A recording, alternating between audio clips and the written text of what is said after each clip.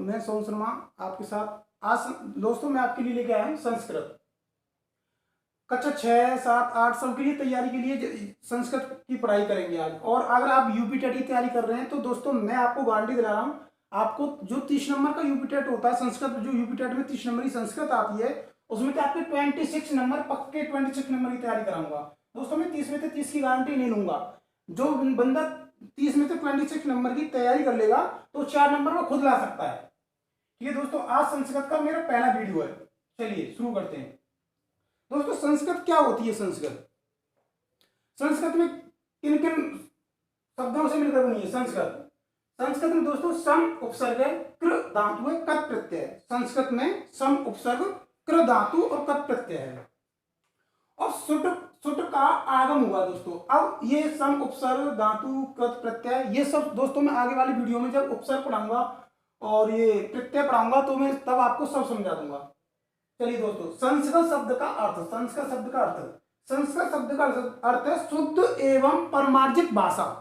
संस्कृत कैसी भाषा होनी चाहिए? शुद्ध एवं परमार्जित भाषा है संस्कृत। ठीक है दोस्तों, व्याकरण। व्याकरण में वे प्लस आंग प्लस कृ प्लस ल्युट, वे और आंग उपसर्ग प्लस कृ धातु है तथा ल्युट प्रत्यय है। व्याकरण में जिसके माध्यम से शब्दों की व्युत्पत्ति या निष्पत्ति बताई जाए वही व्याकरण होती है।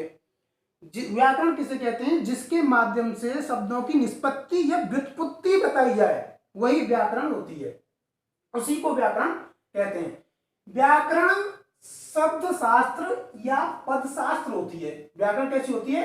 शब्द शास्त्र, शब्दों के अकॉर्डिंग, या पद शास्त्र, पदों के अकॉर्डिंग। ठीक है दोस्तों, संस्कृत व्याकरण के 3 मुनि हैं, उन्हें त्रिमुनि कहते हैं दोस्तों। संस्कृत व्याकरण के कितने मुनि हैं? 3 मुनि, पतंजलि, पाणिनि, पतंजलि, कात्यायन। कात्यायन को दोस्तों वररुचि भी कहते हैं। कात्यायन, वररुचि, कात्यायन का ही वररुचि दूसरा नाम है। ठीक है, सबसे पहले पाणिनि, नंबर 2 पतंजलि, नंबर 3 कात्यायन। दोस्तों एक बुक है अष्टाध्यायी। अष्टाध्यायी व्याकरण शास्त्र का महत्वपूर्ण ग्रंथ है। जो अष्टाध्यायी है वो व्याकरण शास्त्र का महत्वपूर्ण ग्रंथ है, जो महर्षि पाणिनि द्वारा लिखित है। जो अष्टाध्यायी लिखा था वो महर्षि पाणिनि ने लिखा था। अष्टाध्यायी के अंतर्गत दोस्तों 8 अध्याय हैं। कितने? 8। और प्रत्येक अध्याय में दोस्तों 4-4 पाद हैं। कितने? 4-4 पाद। तो कुल मिलाकर 8 गुणा 4, 8 चौके 32 पाद हो गए दोस्तों। ठीक है, अष्टाध्यायी के अंतर्गत लगभग 4000 सूत्र हैं, इसलिए पाणिनि को सूत्रकार भी कहा जाता है। जो पाणिनि है उन्हें सूत्रकार भी कहा जाता है। अष्टाध्यायी का दोस्तों जो प्रथम सूत्र है वह वृद्धिरादेश है। कौन सा है? वृद्धिरादेश।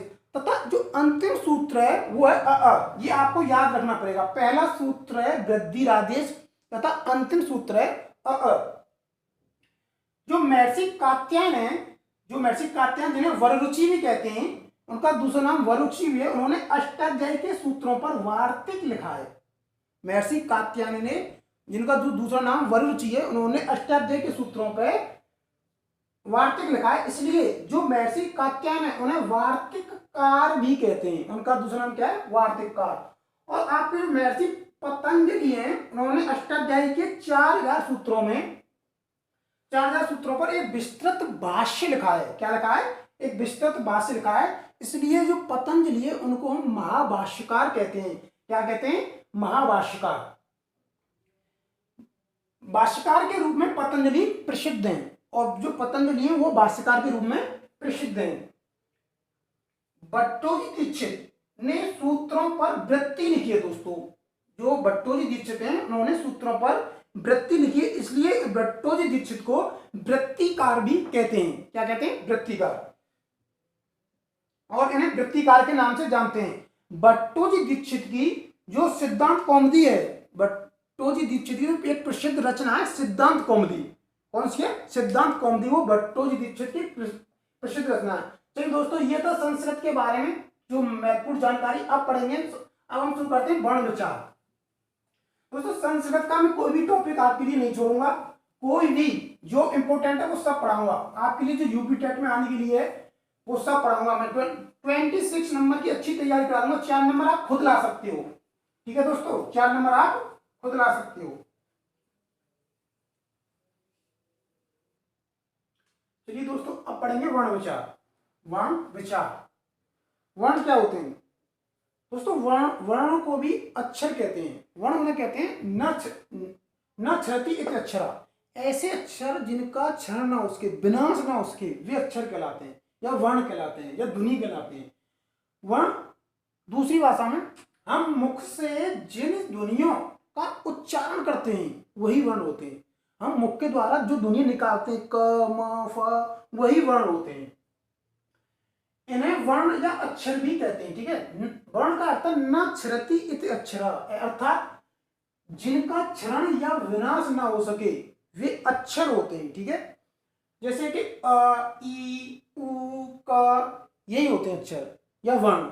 वर्ण दोस्तों दो प्रकार के होते हैं, स्वर और व्यंजन।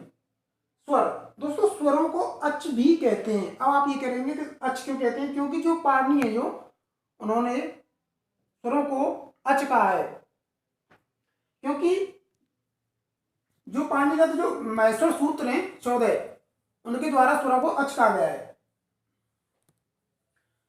स्वर किसे कहते हैं? स्वर वे ध्वनियां हैं जिनके उच्चारण के लिए किसी अन्य वर्ण की आवश्यकता नहीं होती। स्वर वे ध्वनियां हैं जिनके उच्चारण के लिए किसी अन्य व्यंजन वर्ण या फिर व्यंजन वर्ण की आवश्यकता नहीं होती। ठीक है, वही स्वर होते हैं, जैसे अ ई उ रे ले। अच्छा, स्वरों की संख्या। संस्कृत व्याकरण शास्त्र में दोस्तों स्वरों की जो संख्या मानी गई है वो 9 मानी गई है। संस्कृत व्याकरण में शास्त्र में जो स्वरों की संख्या है वो 9 है। जैसे अ ई उ रे ए ओ ए औ, यही सब, ये सभी स्वर होते हैं दोस्तों। इन्हें अच भी कहते हैं क्योंकि अच प्रत्याहार के अंतर्गत स्वरों की गिनती करी जाती है। अच प्रत्याहार है जो वो दोस्तों जो माहेश्वर सूत्र हैं वो 14 होते हैं। तो प्रथम जो 4 सूत्र हैं, जैसे अयुड़ ऋलिक एवं एवोच, प्रथम जो 4 सूत्र हैं उसमें अच प्रत्याहारों की गणना की गई है। उनके बारे में आपको नेक्स्ट वीडियो में बताऊंगा। ये पाणिनिगत है दोस्तों। अच्छा, जो स्वर हैं, अच्छा मूल स्वर कितने होते हैं दोस्तों? जो मूल स्वर होते हैं वो 5 होते हैं, अ ई उ रे ले, बस ये अ ई उ रे ले, ये 5 मूल स्वर होते हैं। और संयुक्त स्वर ए ओ ए औ, ये 4 संयुक्त स्वर होते हैं क्योंकि ये कुछ वर्णों के संयोग से बने होते हैं। जैसे कि अ और ई को मिलाएंगे तो ए बन जाएगा, अ और उ को मिलाएंगे तो ओ बन जाएगा, अ प्लस ए को मिलाएंगे तो ए बन जाएगा, अ प्लस ओ को मिलाएंगे तो ओ बन जाएगा। दोस्तों ये आता है गुण संधि के अंतर्गत और ये आता है वृद्धि संधि के अंतर्गत। जो स्वर संधियां होती हैं वो 5 प्रकार की होती हैं। ठीक है, उन्हीं के अकॉर्डिंग इन्हें संयुक्त स्वर बताया गया है। मूल, अच्छा स्वरों के जो भेद दोस्तों, स्वरों के जो भेद हैं वो 3 भेद होते हैं, ह्रस्व स्वर, दीर्घ स्वर और प्लुत स्वर। ह्रस्व स्वर दोस्तों वे होते हैं, ह्रस्व स्वर जिन स्वरों के उच्चारण में सिर्फ एक मात्रा का समय लगे उन्हें ह्रस्व स्वर कहते हैं। जैसे अ ई उ रे। दीर्घ स्वर जिन स्वरों के उच्चारण में एक से अधिक मात्राओं का समय लगे उन्हें दीर्घ स्वर कहते हैं। जैसे आ ई उ री ये सब। ठीक है, प्लुत स्वर जिन स्वरों के उच्चारण में दीर्घ स्वर से अधिक समय लगे अर्थात 3 मात्रा का समय लगे उसे प्लुत स्वर कहते हैं। प्लुत स्वर है जो जैसे ओम,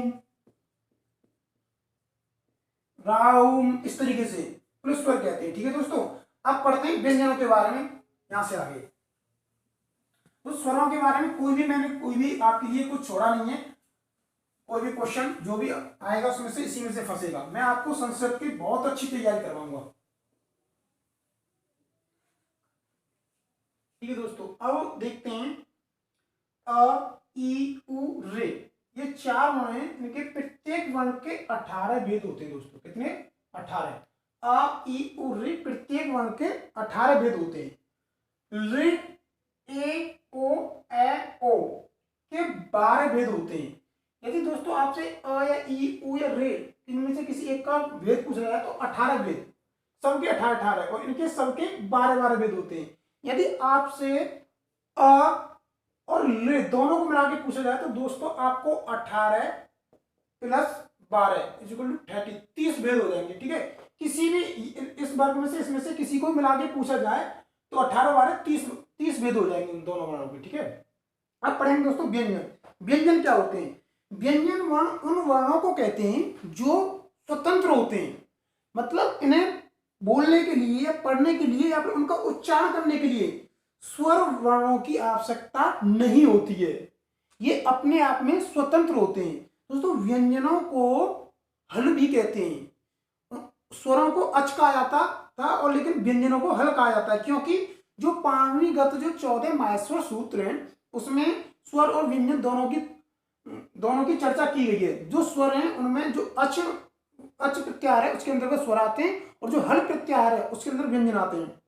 हल्के जो ह य व र ट ल य म ग र न म झ भ य घड़ दस जब गड़ दस खप छट त चट तब कपाया शर हल, मतलब हय वर्ग से लेके जिसके उच्चारण में हय वर्ग से लेकर जो नीचे हल, हा ऊपर का हा नीचे हल व्यंजन में व्यंजनों की तुलना की गई है, यहाँ पर व्यंजनों की चर्चा की गई है हल में, हल प्रत्याहार में। व्यंजन के वे वर्ण जो स्वतंत्र रूप से न बोले जा सके, अर्थात जिनका उच्चारण स्वरों की सहायता के बिना नहीं होता है, उन्हें व्यंजन कहते हैं। जैसे क का यदि हम स्वर अलग निकालेंगे तो क हलंत के रूप में आ जाएगा, क प्लस आ, क्योंकि ये स्वर का प्रयोग हुआ है इसके साथ में, तो ये शुद्ध रूप नहीं है। जैसे स्वर को अलग करेंगे तो क हलंत रूप में आ जाएगा। जैसे ख है, ख को अगर ख में से हम आ को निकालेंगे तो ख हलंत रूप में आ जाएगा। जैसे ग में से आ को निकालेंगे तो ग हलंत रूप में आएगा, इत्यादि यही होते हैं। ठीक है, इत्यादि मतलब और भी। व्याकरण में जो शुद्ध व्यंजन होंगे, व्याकरण में जो शुद्ध व्यंजन होंगे दोस्तों, उन्हें हलंत के रूप में लिखा जाएगा। किसके रूप में लिखा जाएगा? हलंत के रूप में। जैसे क च ट त प, ये हलंत के रूप में लिखे हुए, यही है दोस्तों शुद्ध व्यंजन। इन्हें अर्धमात्रिक व्यंजन भी कहते हैं या अर्धमात्रिक वर्ण भी कहते हैं, क्योंकि जो स्वर हैं वो 3 प्रकार के होते हैं। ह्रस्व स्वर जिनकी एक मात्रा होती है, ह्रस्व स्वर और दीर्घ स्वर, प्लुत स्वर, दीर्घ स्वर जिनकी 2 मात्रा होती हैं और प्लुत स्वर जिनकी 3 मात्रा होती हैं। दोस्तों प्लुत स्वर का जो प्रयोग है वो वेदों में किया जाता है। प्लुत स्वर का प्रयोग ओम राम इस तरीके से। दोस्तों व्यंजन वर्णों की जो संख्या है वो 33 है। वही जो माहेश्वर सूत्रों के हय वर्ग से लेके मतलब 10 व्यंजन वर्णों 10 सूत्रों तक, 10 सूत्रों में व्यंजन वर्णों की चर्चा की गई है। दोस्तों व्यंजन है जो वो 3 प्रकार के होते हैं। कितने प्रकार के? मुख्य रूप से 3 प्रकार के होते हैं जो पाणिनिगत हैं, क्योंकि जो माहेश्वर सूत्रों में व्यंजन वर्णों का जो प्रयोग किया गया है वो 3 प्रकार के व्यंजन वर्णों का प्रयोग किया गया है। संयुक्त व्यंजन वर्णों का माहेश्वर सूत्रों में प्रयोग नहीं किया गया है। नंबर 1 स्पर्श व्यंजन, ऐसे व्यंजन जिनके उच्चारण करते समय कंठ, तालु, मूर्धा, दंत, ओष्ठ आदि चीजों को स्पर्श करें, स्पर्श हो, वही स्पर्श व्यंजन कहलाते हैं। ये दोस्तों ये स्पर्श व्यंजन है, ये 5 वर्गों में बटे हुए हैं। कितने वर्गों में? 5 वर्गों में स्पर्श व्यंजन है, ये 5 वर्गों में बटे हुए हैं और इनकी जो कुल संख्या होती है स्पर्श व्यंजनों की 25 होती है। जैसे कि स्पर्श व्यंजन जिन वर्णों के उच्चारण में कंठ, तालु, मूर्धा, दंत, ओष्ठा आदि का स्पर्श होता है, ये 5 वर्गों में और इनकी संख्या 25 होती है। जैसे क, च, ट, त, प, ये 5 वर्ग हैं दोस्तों। अच्छा उदित क्या होते हैं? कु, चु, टु, तु, पु, एते उदित, ये सूत्र है कुचुटुपु एते उदित। अर्थात मतलब ये है कि इन्हीं 5 वर्णों का लघु नाम या दूसरा नाम कुचुटुपु ही होता है। इन कुचुटुपु में उ की इत संज्ञा हो जाती है और ये उदित कहलाते हैं। ठीक है दोस्तों, व्यंजन वर्ण समझ गए आप। इस वर्ष 5 वर्ग होते हैं, वर्ग पूछे जाए तो 5 और व्यंजन वर्ण पूछे जाए तो 25 होते हैं। अब दोस्तों पढ़ते हैं अंतस्थ व्यंजन। क्या पढ़ते हैं? अंतस्थ व्यंजन। व्यंजनों की दोस्तों मैं पूरी जानकारी दूंगा आपको और व्यंजनों का उच्चारण स्थान भी समझाऊंगा। आपको बस वीडियो देखनी है। अगर आपको मेरी वीडियो अच्छी लगे तो लाइक करें, शेयर करें, सब्सक्राइब करें। मैं आपको पूरी संस्कृत के बारे में बताऊंगा जो यूपी टेट में पूछी जाती है। पक्का 26 नंबर की तैयारी कराऊंगा दोस्तों, 4 नंबर का आप खुद कर जा सकते हो। चलिए दोस्तों अब पढ़ेंगे अंतस्थ व्यंजन। अंतस्थ व्यंजन क्या होते हैं? जो स्पर्श व्यंजन है, जो भी मैंने बताया था स्पर्श व्यंजन, उनके बाद अंतस्थ व्यंजन आते हैं। स्पर्श व्यंजन में जो 25 वर्ग है, क से मां तक, मां के बाद य, र, ल, व, ये 4 वर्ण होते हैं, ये अंतस्थ व्यंजन कहलाते हैं। य, व, र, ल, ये 4 वर्ण अंतस्थ व्यंजन कहलाते हैं।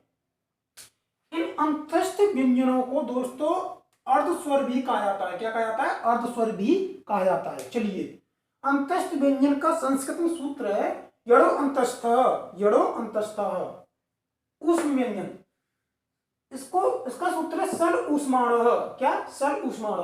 सल प्रत्याहार के बाद, मतलब अंतस्थ के बाद, के बाद ये य, र, ल, व, ये य, व, र, ल के बाद श, श, श, श, हल, शशल, 4 वर्ण ऊष्म व्यंजन कहलाते हैं। स, श, हल, ये 4 वर्ण ऊष्म व्यंजन कहलाते हैं। और य, व, र, ल अंतस्थ व्यंजन कहलाते हैं। ठीक है दोस्तों, ये अंतस्थ व्यंजन के तुरंत बाद जो व्यंजन है वो आते हैं स, स, हल, 4 वर्ण ऊष्म व्यंजन कहलाते हैं। मिश्रित या संयुक्त व्यंजन, जो पाणिनिगत माहेश्वर सूत्रों में इनका प्रयोग कहीं पर भी नहीं किया गया है, इसीलिए व्यंजन वर्णों को मुख्य रूप से 3 प्रकार का बताया गया है। जो चौथा प्रकार है मिश्रित या संयुक्त व्यंजन, इनको माहेश्वर सूत्रों में कहीं भी स्थान नहीं दिया गया है। मिश्रित या संयुक्त, संयुक्त मतलब होता है योग से, मतलब 2 व्यंजन वर्णों के मेल से या योग से जो वर्ण बनते हैं, 2 व्यंजन वर्णों के मेल से या योग से जो वर्ण बनते हैं वो मिश्रित व्यंजन या संयुक्त व्यंजन कहलाते हैं। जैसे छ, आपका छ बनेगा क प्लस स और अश, मैंने स्वर निकाल दिया है और क श को हलंत के रूप में लिखा है छ, क श। त, त्र, त्र, त और रश बनेगा त्र। ज्ञ, ज्ञ, ज्ञ, ज्ञ, ज और बच्चे से बनेगा ज्ञ। ठीक है दोस्तों, अयोग भाव, व्यंजन वर्णों में जो वर्ण होते हैं उनमें अयोग भाव 4 होते हैं। अनुस्वार, विसर्ग, जिन्हा मूल्य और उपध्मानीय, 4 वर्ण होते हैं। अनुस्वार, छोटी अंग को अच के बाद जो छोटी अंग और बड़ी अंग 2 आते हैं, छोटी अंग को अनुस्वार कहते हैं और बड़ी अंग को दोस्तों विसर्ग कहते हैं। ठीक है, जिन्हा मूल्य, क और ख के पहले जो आधे विसर्ग लगे होते हैं, सिर्फ 2 ही वर्ण होते हैं, क और ख के पहले जो आधे विसर्ग लगे होते हैं उन्हें जिन्हा मूल्य कहते हैं। उपध्मानीय, प और फ के पहले जो आधे विसर्ग लगे होते हैं, प और फ के पहले जो आधे विसर्ग लगे होते हैं उन्हें उपध्मानीय होते हैं।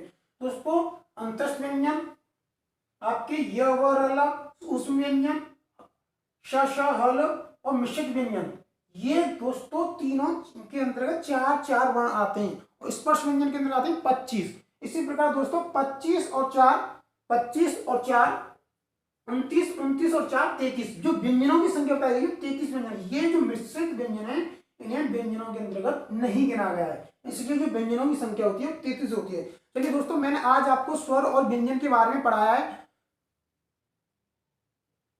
स्वर और व्यंजन के बारे में पढ़ाया है। और अब आपको मेरी वीडियो अच्छी लगे तो लाइक करें, शेयर करें, सब्सक्राइब करें। कल आपको मैं राम के रूप के बारे में पढ़ाऊंगा, फिर आपको माहेश्वर सूत्रों के बारे में पढ़ाऊंगा। ठीक है दोस्तों, जय हिंद।